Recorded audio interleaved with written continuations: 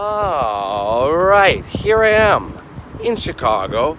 I'm at Mount Carmel Cemetery. A huge, huge place. This is a Catholic cemetery. It was built or started to be built, or, well, you build a cemetery, you start with one, right? So it started in 1900. It had its own railway station at one point. I don't know where that part is, because so many Catholics from around America, I guess, wanted to be buried here. So they had their own stop for funeral trains to make a stop here. Now, I don't think that's in existence anymore. But there are a few famous people here. But I'm here to show you one famous person, and then somebody maybe that you've not heard of, but a pretty strange story about this grave that I'm going to show you. Once I find that one. That one's going to be difficult to find. But this one, the first one, it's not too hard to find. Come in the front entrance, turn right, look to your right, and here he is. Who's he? Capone.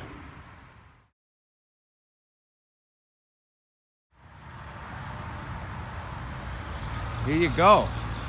This is the gravesite of Al Capone and his family. His mother is here, and a lot of Capones are here. But this, look at that.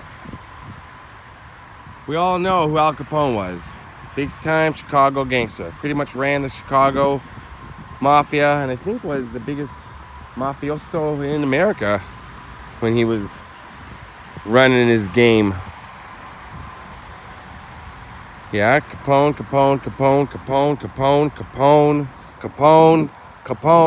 How many times can I say Capone? But where's Al's actual grave? Well, let me show you. It's right here. Alfonso Capone. And they all say, "My Jesus, mercy on him." 1899 to 1947. Al Capone died at a pretty young age, 48. That's not old. Ermino John Capone died in 2004.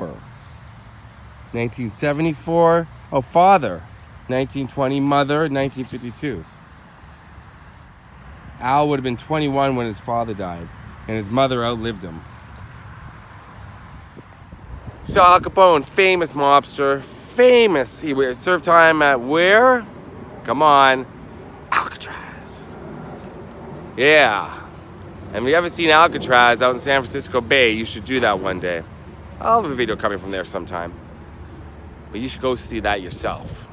It's incredible. Now, Al Capone died of syphilis. Like I said, what year was it? 1947? Yeah, 1947. And I showed you a few of his places, one of his places in Florida that he owned. And I know his house is in Florida that he owned, that he bought for his mother. I didn't go there the last time I was in Florida. I'll go there another time. And there's lots of places in Chicago to do with Mr. Capone. I don't know if I'll make it to any of them on this trip to Chicago, because I've got other places that I want to show you. But I thought while I was here, I'd show you Al Capone's grave. Notorious mobster, did some bad things. If you're running hooch, that's fine, because of the Prohibition era. Prohibition. During that era, that's fine. You gotta get the booze to the people in the back clubs and the speakeasies. Booze shouldn't be illegal. If you're an adult, you want to drink it, drink it. But if you're running prostitution and drugs, there's a bit of a problem for me. But Al Capone's a mythical figure now. He was a real person. But he's larger than life. He's Al Capone. Have you seen The Untouchables? That's the definitive movie, I think, made about Al Capone. Robert De Niro. What a performance. What a performance. What a performance. It's a performance. That's kind of like I'm doing Donald Trump doing Robert De Niro. No more impressions. All right. Look at what people leave out here for Al.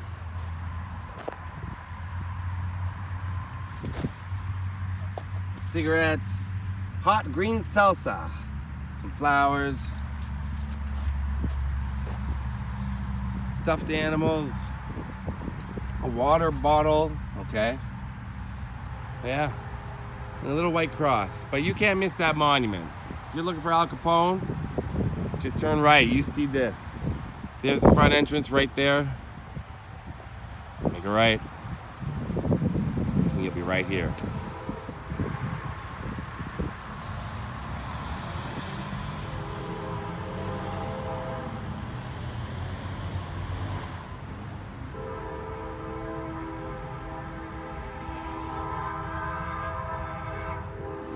As the train is whistling in the distance, as the train is blowing its horn in the distance. I hope you can hear me.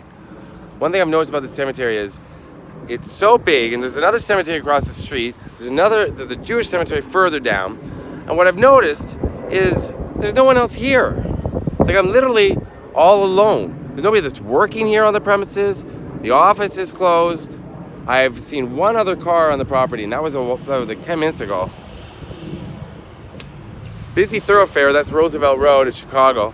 But yeah, there's no one out here. But the graves are lovely, they're attended to, there's flowers everywhere. And they have these water buckets, or water portals. I'll show you, we're gonna zoom in. Ready? Watch. That's so close to my face, I'm sorry. On almost every corner, they have those blue, right there, see? Bam. Water, what do you call them? I don't even, somebody write in the comments, tell me what that, I assume it's for flowers, because I read something that said not safe for cooking or drinking, I think is what I saw. But it pumps water, and they're full of water, and I guess it's to tend to the graves. And you get there, and you fill up the water, and that's the only thing that makes sense to me. But, people having barbecues out here, they don't have to put not safe for cooking, I don't think. Well, you never know what people are up to, right? But they're everywhere, those little water, those blue, oh, there's a car. Those water things. Yeah, but they are everywhere, those water things, like in the cemetery. But yeah, there's no, like every time, every corner you pass, there's those blue tubes. What do you call them? Giant canisters of water. So I guess that's to keep the graves going. But yeah, I don't understand why there's no one else out here. There's one in the car now, I just saw. I guess I'm the only person inside to come on. Take a look at this. Kind of interesting. It's right across from Al Capone's grave. This person died in the 70s. Francisco Mercado. That's very sweet. And a lot of Italian Catholics are here, or just Italian. I don't have to say Italian Catholics. A lot of Italians. Like I said, it's a Catholic grave, but it's predominantly, I think, an Italian cemetery. So a lot of the names: Prestigi, Giacomo, Di Caro, Saperi, Serpico, Decore, Sparano, Paniccio, Paras, Magnone, Di Caro again, Kane, Smith. But yeah, mostly Italian. Look, Bughieri, Campanella, Petromala, Sansone, Pintazzi, Paris, Facciola, Palezzi, Jones. Well, you catch my drift. All right, this next grave I gotta find, but you're coming with me. And it's got a weird story behind it. And I don't know if it's creepy or if it's just bizarre. It's bizarre what happened afterwards, too. The life of the young lady, not so much bizarre, sad and tragic. She died at a young age. But the story afterwards is where it gets really strange. So let's go find it together. Come with me. This could take a while. The sun is a little hot and I'm wearing a jacket. It's beating down.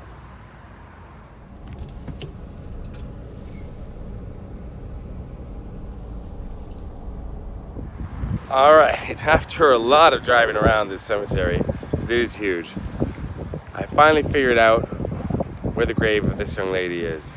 She's commonly known as the Italian Bride. Her name is Giulia Baccola. She died at the age of 29 years old, I believe, during childbirth. Now take a look at this. I'll explain to you what's going on here. That's a life-size monument of her in her wedding dress. And look here, there's a picture of her in her wedding dress. Same pose and everything. Everything the exact same, right? And people come out here and they leave flowers for her. And a little statue of a bride there beside the statue. But this is a pretty famous grave, I'm gonna tell you why. After Julia died, her mother was so distraught, but she started having these dreams, these nightmares.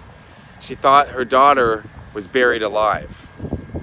She was convinced that her daughter was buried alive. She kept having these dreams. So then she insisted that they take her grave out of the ground, right? All based on a dream. She wanted the body exhumed. This is 7 years after her daughter died. She was still plagued by these nightmares that her daughter had been buried alive. So she wanted the body exhumed. They wouldn't do it, It went through a lot of stuff. Finally, they did it. This is where the story gets weird. So they exhumed the body, and what they found inside the grave was a perfectly preserved Julia. She looked like she was sleeping. Absolutely no deterioration. I mean, anybody knows, the human body is going to decompose. After 2 days, the body starts to decompose. After 7 years, I'm not exactly sure what is left, if it's just bones or a little bit of flesh, but I mean, there's not much, skin, maybe. I don't want to get into that. You're not looking great. Let's put it that way. After 7 years being buried underground, dead. So no, there was no claw marks. I mean, it wasn't like the mother, it wasn't proven that she was buried alive, but she was perfectly preserved. And there's evidence of this. And that evidence is on the grave because they took a picture of her when she was exhumed. And that picture is now on the grave as well. What? So take a look. This is Julia right here after they reopened the grave. It's hard to see here. I mean, I might have to put in a screenshot. No, you can see. There you go. Look at that. That's 7 years. You can see the wear and tear of the casket inside and out. But the face, hands, almost as if she had just died that day.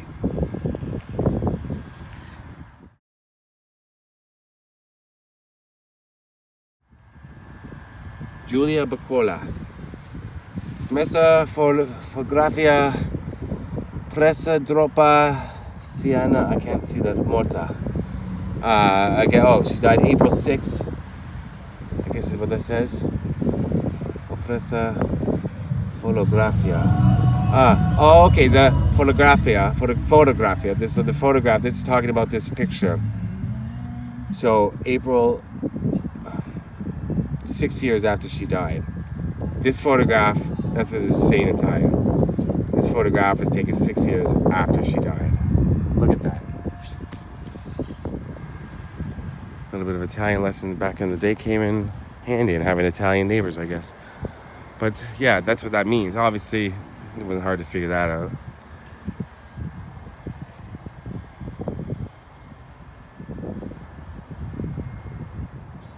So, that's a pretty strange little story, isn't it? Perfectly preserved after 6 years. May she rest in peace now, Julia.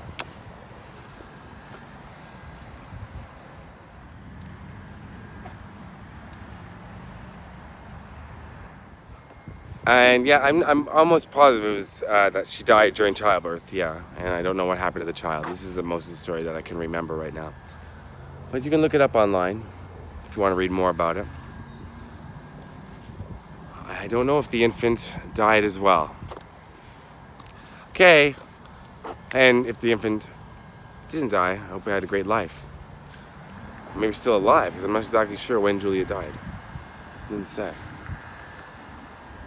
Okay, I was going to leave it at that, but I'm going to show you one more famous grave here before I go. Well, I'm going to tell you, Sam Giancarlo, another mob boss, he's buried here on the other side. But there's another famous mobster buried here that you'll recognize the name. And then, I gotta go.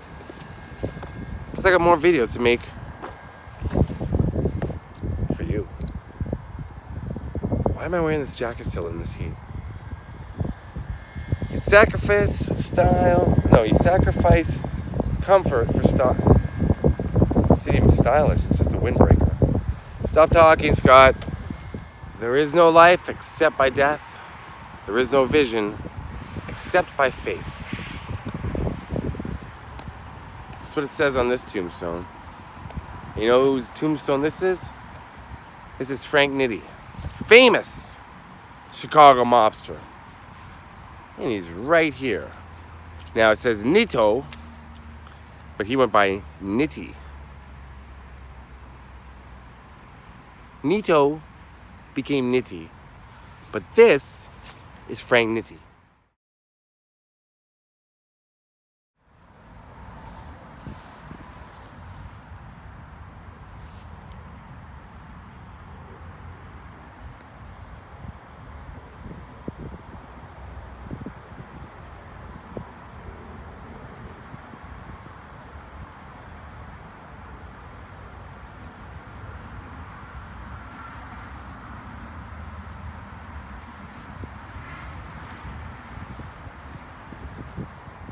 So, Frank Nitti, surrounded by Annette Caravetta Nitto, who died in 1981. I don't know if that was his wife, quite possibly. I mean, he lived 43 plus 12. He lived 55 back then. Being a gangster, I think that's not a bad run. So that would mean she lived almost 55. Yeah, she could live into her 90s. So that could have been his wife.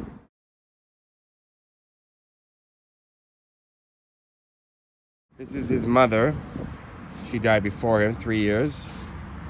And Al Capone's grave, I'm going to point right there. See where my finger is pointing right now? That's Al Capone's grave that we were just at. That monument right there. So, pretty close.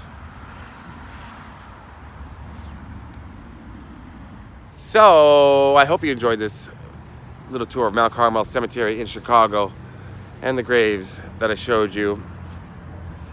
San Giancarlo's over there in the mausoleum, and yeah, he's here too. I showed you some good ones though, interesting things to see. Told you some interesting stories. I hope. I'm going somewhere else now.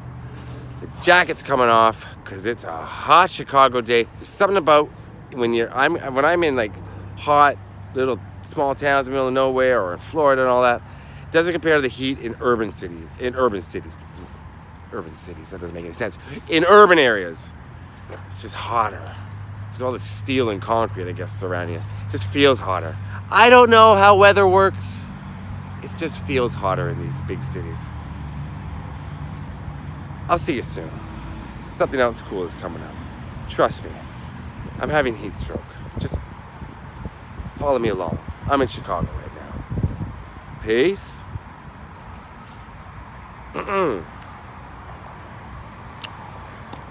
Out.